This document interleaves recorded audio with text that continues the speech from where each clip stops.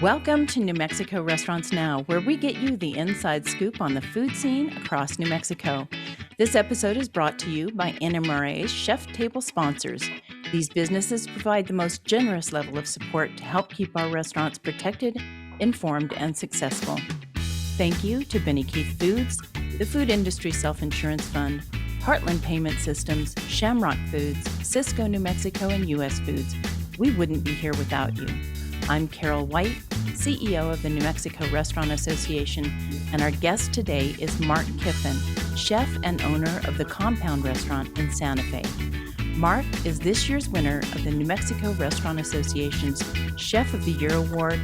Congratulations and welcome, Mark. Thank you very much. It's a big honor. It's a big honor. Thank you. Well, I'm surprised you haven't gotten this honor before. I mean, you are a chef, trained at CIA, and let's get into it. Tell us a little bit about your background and how did you get your start in the restaurant industry? Oh, well, we have to go back a ways. I am a bit of the old guard, so to speak. I was a dishwasher at 15.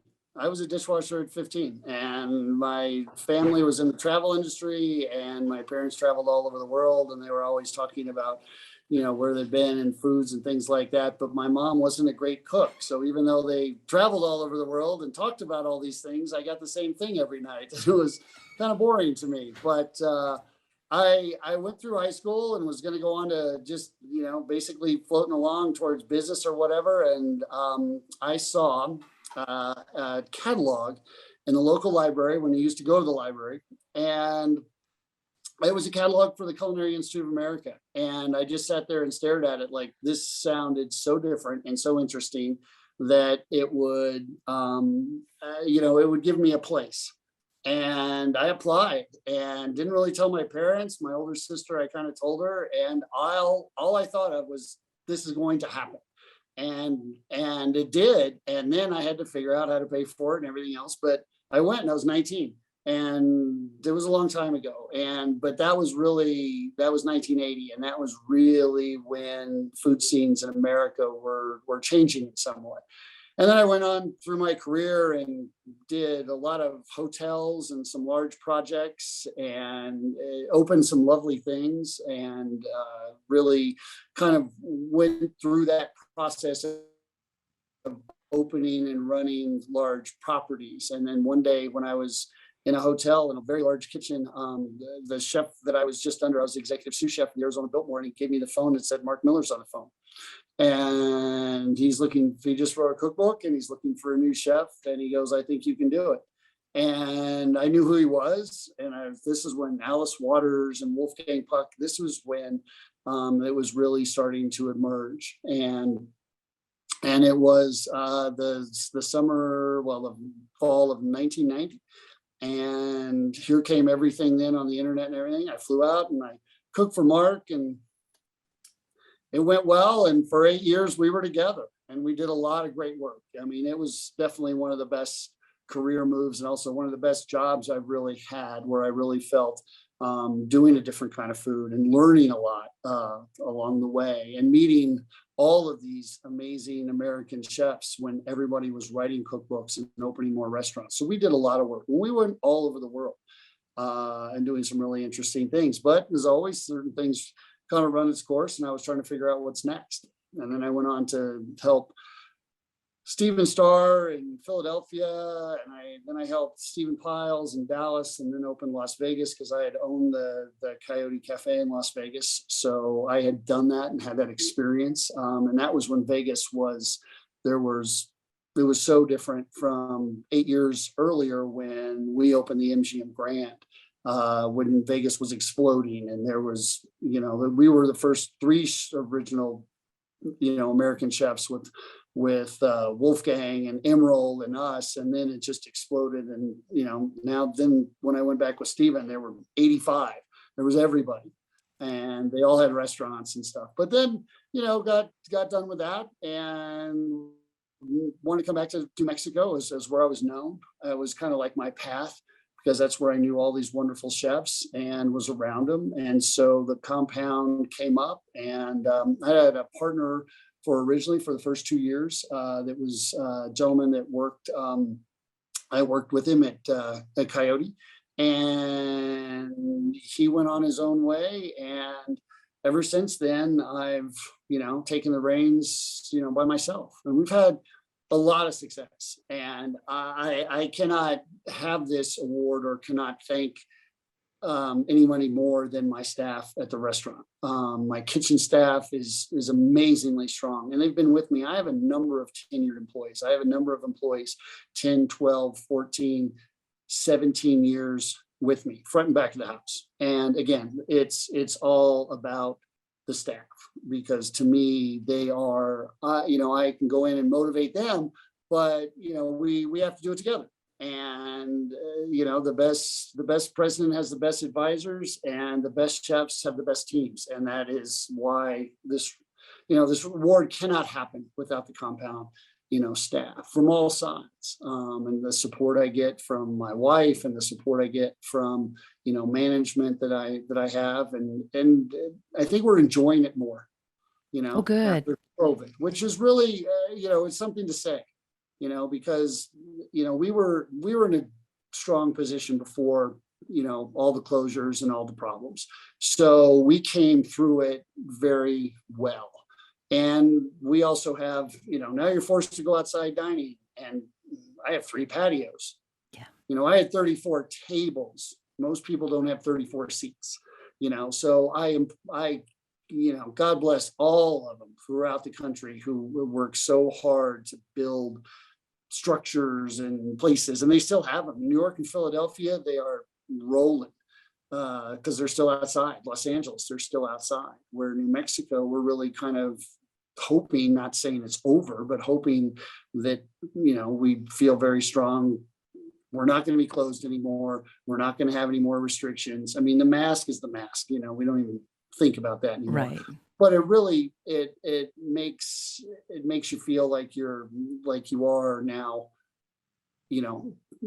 going back to business, going back to the, how you handle it. But you have to use all of the fear and the scary times last year, and not that we weren't going to make it, but just that it forced you to think a different way. And we retooled, we really did. My wife and I looked at the business, and we really looked at the structure of how, we want to, what we can do and what we can do well. And for the first time ever, we're closed Sunday and Monday, and we do 5 lunches and 5 dinners. We do 5 doubles, and most of the staff, a lot of front and the back of the house, does 5 doubles. But to them, getting Sunday and Monday off all together, all as one, is a blessing. And on Saturday night, we're laughing and talking about getting back to our kids and our family, and what are you going to do? And they all get rest and time and enjoyment, where 5 doubles is, in the restaurant business, isn't hard. In some ways it can be a lot, but it's not what we used to do. So we really do have in some ways, we're blessed with the business that we have. We work very hard for it. I'm in my 21st year of owning the restaurant. It'll be in the spring of 22. It'll be 22 because I started in 2000. But we don't look at it. I mean, after, it was funny because a lot of businesses, we did the same thing. Like, 2020 didn't exist. When we say, oh, well, last year we were always thinking 2019. And because 2020 was just this gap, and you can't compare any of your financials. You can't compare staffing. You can't compare anything that you did. You just kind of like, but I don't want to forget it. We were all like, we learned something and we're better for it in a lot of ways. I think we're better business people. We're also better with our families, with our staff. We still have a very big kindness and appreciation inside the compound walls. We're humble, we're focused, and we feel like at this point, I was trying to tell everybody, well, it's 2021. Let's not look at it like 21 years. Let's just look at it like it's year 1. Well, interesting. And I do think that people have had, hate the word pivot. I had somebody yesterday, she said, we pivoted, and then we pivoted until we were doing pirouettes, Yeah. And Well, yeah. let's just, because in some ways we're like, we're going this direction. And then at some points, are we just standing still or are we spinning in circles? It's true, but we really, we benefited from, the time with our families. We really did. I mean, it gave chefs an incredible amount of time off. And I texted and talked to so many of them, around the country, and we all kind of felt like, don't go back. And then there was all the stuff on the news about how restaurants margins are so tight and we're all going to close. And before we gave so much, and everybody's always asking for donations, and we're not looked at it like, the same. People don't show up. You don't show up for your doctor, he bills you. You don't show up for a reservation in a restaurant. It's like, some people just do that without calling or whatever. So we really kind of looked at it, in a different way, like, let's not forget, let's be very appreciative. And then let's also remind people that we are those places, and we are the places that you love and enjoy and appreciate. And everybody wanted to go out to dinner when you finally could. And then everybody wanted to come inside when you finally could. And we try to have the thankful part of the guest as well. I mean, we, as I try to tell people, we go out of our way every day for requests. We get a lot of requests, and we joyfully, run at them with that. But then we have a feeling like demanding, you need to go somewhere else, because that really is where we feel when people are starting to not be kind or they're frustrated and taking it out on staff. No, we're not your place. Demanding, go somewhere else, please. Because well, we have customers. If you're coming in to be mean, if you're coming in to be frustrated, if you're coming in, like the problems with the airlines and all these other kind of things, they're just like us. We're in the service industry. If you're taking it out on us, you can't. And I can say, don't come or don't go somewhere else. Live your life how you live it. But inside we're better for it, and it's not that the staff, we did that before, but we're a little bit more outspoken, I should say, about it. Like, well, and I've been saying for months now, we're working short staffed, and we need you to have grace and patience with us.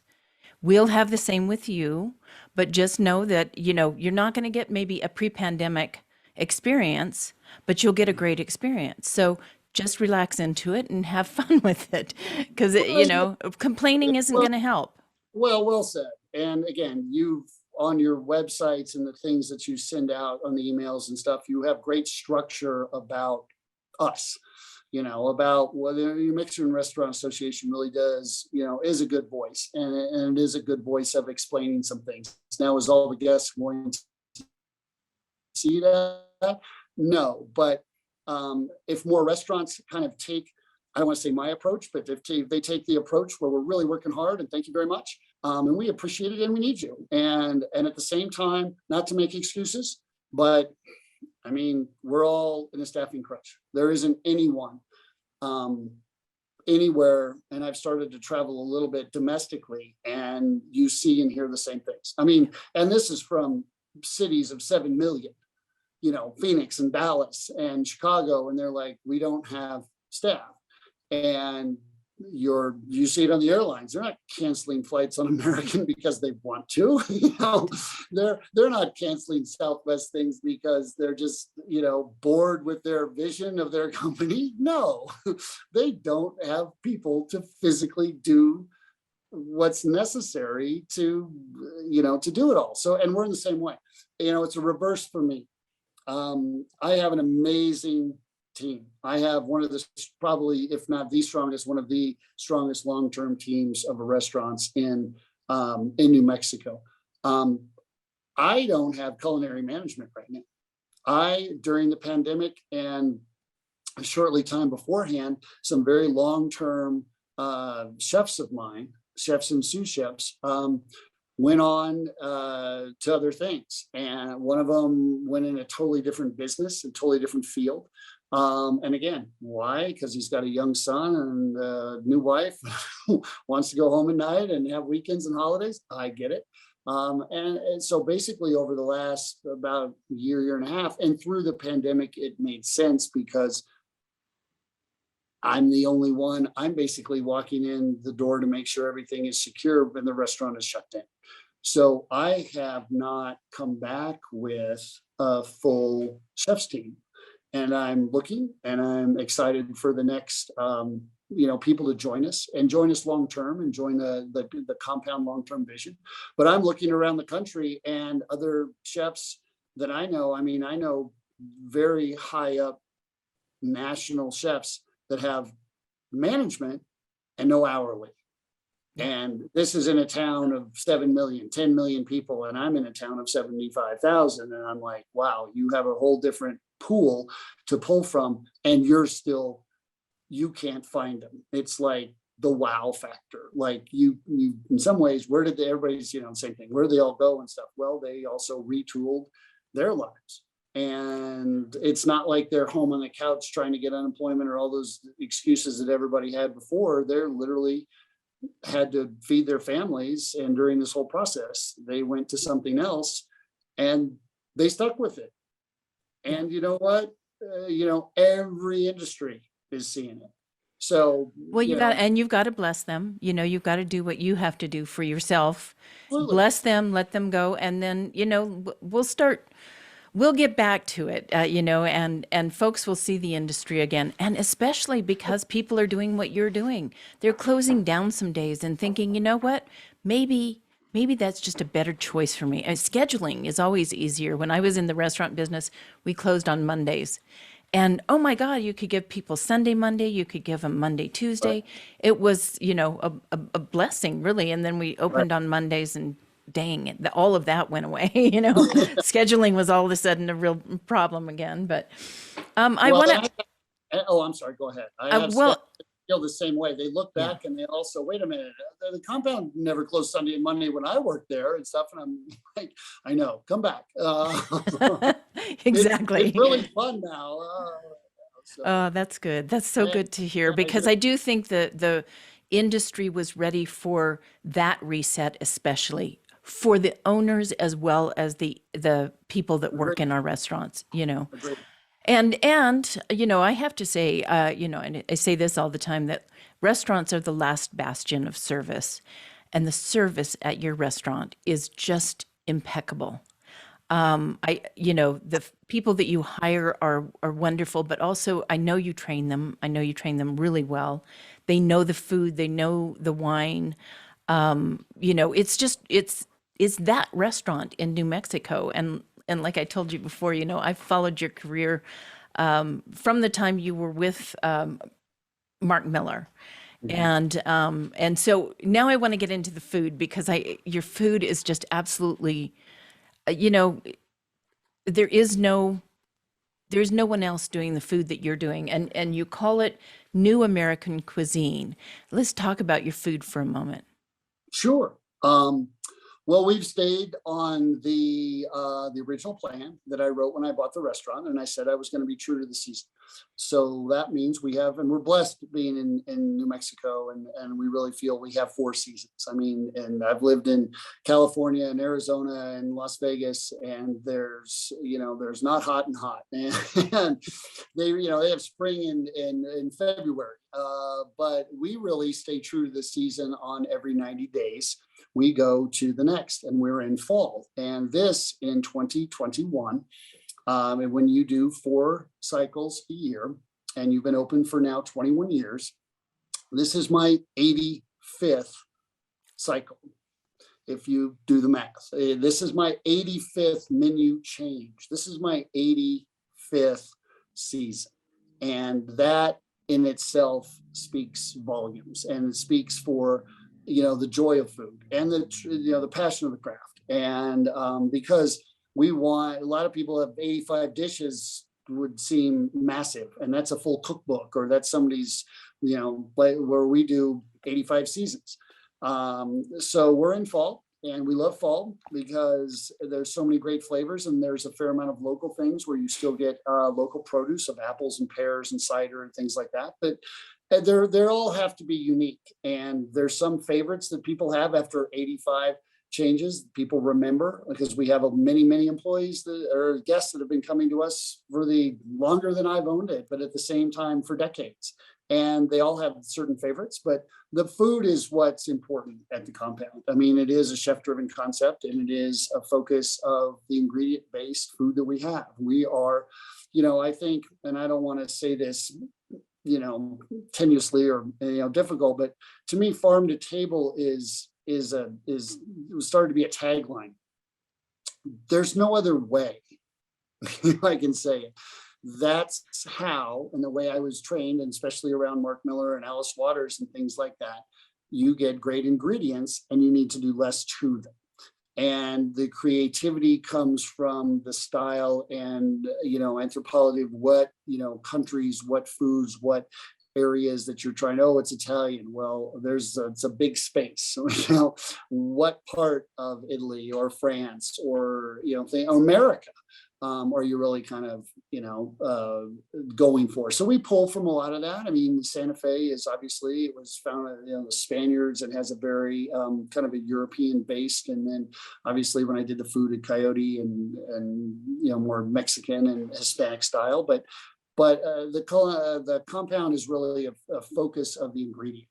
And the ingredient tells us, when I go for the menu change and we plan, we know where we are, a month before, we say, okay, what foods are going to happen, what's going to come up, and then what do we want to do with them? We don't look at it any other way. We start with a creative idea of a plate or a dish or an apple or a tomato. And then we say, all right, what part of our format of our menu are we going to place this in? And then we just start to fill it in. And then it's like, okay, we've had enough tomatoes on there. We had too much corn. Okay, we're done with peas. And then we start checking off these items of this very long list that we have for the 4 seasons. And we don't have to hit them all. And we try not to, sometimes we repeat certain things because they're loved, and we don't change every single thing, but 75% of the menu does change. And then we go find the ingredients. And that's where it's different. And that's where we strive for where to get the best quality of an item, whatever the item is. And then, so we have things arriving at the restaurant outside of the state continuously through the week. We have a great following with certain farms and growers and products and companies outside of New Mexico that we rely on year after year. And they have great products that we like, and then the guest benefits. So we don't say this company has this, and now we're going to write things. We know we'll go to certain companies. We'll know there's certain companies in the Pacific Northwest that I love to buy morels and chanterelles from, and we use them every year, and we're using them now. We're getting a delivery today, and again, they have something that we know we want, and we stick with them. I mean, I've been with a lot of companies for decades, and that's also the next part of, I can't do this just like my staff without them. We can't, this award is about the compound team. This award is about, our followers of our ingredient based joy. Who brings us, Hog Island oysters come from the company called Hog Island, and we love them, and we buy them, and the guest benefits, and it's all that farm to table is that we are 100% ingredient focused, so it helps. Nice. Well, and I've always believed that great salt and pepper is sometimes. If you have fresh ingredients, sometimes that's all you need, right? Right. I mean, that was what Alice used to say. I mean, Alice Water. I mean, she'd have her Chino Farms lettuces, or she would get her tomatoes and great olive oil that she liked, maybe a little Maldon salt, as you say, some basil, and you have an incredible product as long as you have an incredible tomato. Otherwise, people are trying to make bad food look pretty. And that's not and that takes more spices. When they try to, when they're on their 17th move, or what else can we put on the plate? I've never been around, unless it's Mark Miller making mole. It's like, yeah, this is going to take 3 days. There's a lot of stuff going on. And that's otherwise, it's what can we take off? What are we not in? And I think that's kind of, and I think it's going back to that in a lot of ways. I think some of the simplicity came out of the pandemic, of where people were really trying to, like, okay, you don't have the staff to do this whole montage for this one little item, but here's some great butchering and here's some great produce, and we're still a great restaurant. And I think that that's exciting to me. Well, like I say, and you've had a James Beard Award, Wine Spectator. And again, I kind of think of you as the father of Santa Fe cuisine. Santa Fe wasn't necessarily, yeah, it wasn't necessarily known for its cuisine years ago, and through the Wine and Chili Fiesta and other things, I think the everybody stepped it up, and it is a place for great cuisine. I had a group in this summer, restaurant association executives from every state in the nation. And we were in Santa Fe, and they came back, and I was so worried because, at this point it was just early summer. We had just been reopened, and, we were having a hard time getting staff, still are, but they understood. And I'll tell you what, they came back to me, and one of them went to the compound and he said, "Oh my God, I have never had a meal that good ever in my life." And these are people in the restaurant industry. And they were all, so complimentary of anywhere they went in Santa Fe. And I think, between you and Mark Miller, I do think that's kind of where it started. And we have a really wonderful thing going on in Santa Fe. And the other thing is, I think you all work together, and you work together very well. And you're bringing, the tide up with everybody. So, well, I like that, and that means a lot to me. It really does. Yeah, Mark Miller was a trailblazer. He just is. It's just, say what you want about the man, but the man is just, talk about the joy of the table. I mean, he still travels all over the world just for an oyster or or something. I mean, he's cool that way. He really is cool. He can kind of sometimes run you over with it. Like, Mark, I'm just trying to eat this. I don't need to know. I don't need to know where it was God's created it in 1410, but please, I'm just trying to eat. It can be exhausting sometimes after it, but again, just the joy of the table and the excitement and the energy, and I got swept up in that, and boy, I drove and rode hard. It was a lot of work, and it took me all over the world, and we had a blast. And then that's one of the reasons I did come back to Santa Fe. It really was. Again, I did some great work. We did some great work. I had some amazingly talented team at the Coyote, and so proud of our accomplishments while I was there. But then that also took me to the compound, and that got me to say, okay, now it's kind of on you. And what do you want to do? And I do love the fact that along the way, our vision with changing and being in our 85th season and looking at the restaurant from, the point of food, and bringing in a number of chefs, like you said, wine and chili, but otherwise throughout the year, and winemakers and just dear friends of ours. I mean, I remember when Jean-Louis was sitting in my dining room 2 decades ago, was feeding him grouse, and I was terrified. It was because there was such a respect for that person. And along the way, I've had amazingly gifted, talented, famous people, chefs, celebrities, just people come to, and just come to the restaurant, and you still work the same depth and the same heart. And that's where we are now at 21 years. And I was speaking, about this fall and where we really want to go, and how do we want to, it's very important that I stay relevant. and relevant to the fact that I love what I do. There isn't an exit strategy. I'm not going anywhere. So when you say father of Santa Fe dining, I might be the grandfather, but not yet, but yeah. It's so fun. No, it's just, and I can continue my path and we can continue our work, but through the joy of the table.